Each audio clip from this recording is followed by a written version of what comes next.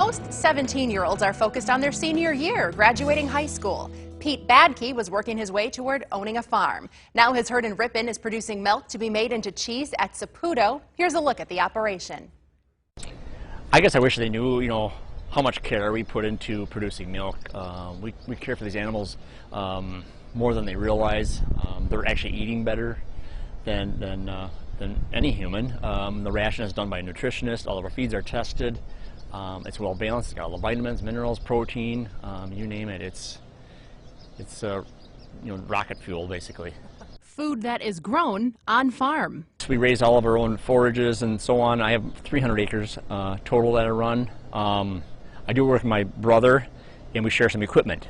He has a dairy farm just up the road, about a mile or so, and we share the planting and harvesting equipment and the labor to do planting and harvesting. The brothers learned the ropes of agriculture at their home farm. So there wasn't enough room on the farm. The neighbor came and said, "Hey, I got this farm. Would you one of your sons be willing to go on shares with me?" With him, the neighbor. And so that was me. I guess I was the one selected. So in 1987 I started here. I was 18 at the time. I graduated high school a little bit early. And by 1995 I ended up buying the farm, 100 acres with the buildings and cattle. Badtke Farm in Ripon is now home to around 95 cows and 50 animals being raised to join the milking crew. I guess what I really enjoy is just the challenges and how to work through them, because it's such a good feeling of accomplishment. Pete's daughters help on the farm along with one employee.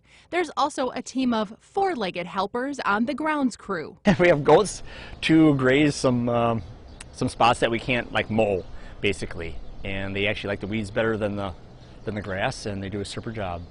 Pete was an early adopter of herd monitors, collars that track cows' activity and overall health. He's also investing in genetic testing on his calves. That seems to be really helping us select some better genetics, and we're seeing it with healthier, more productive animals.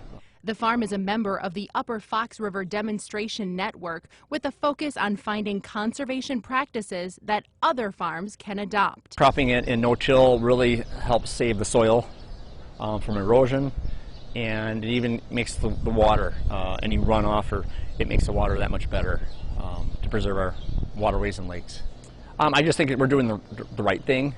To be honest. Sharing a message of stewardship, not only to help people understand where their food comes from, but connecting the dots to see the major impact dairy has on our state's economy. It's just huge, from the veterinarian to the feed mill to the local co-op that sells the seed, to the crop protection products, fertilizer, and even to the milk hauler, to the cheese plant and all the employees there, and then everybody down the line. It's just a huge driver of our economy here in Wisconsin. Pete is the current president of the Green Lake County Farm Bureau, and he also writes for his local paper to promote agriculture.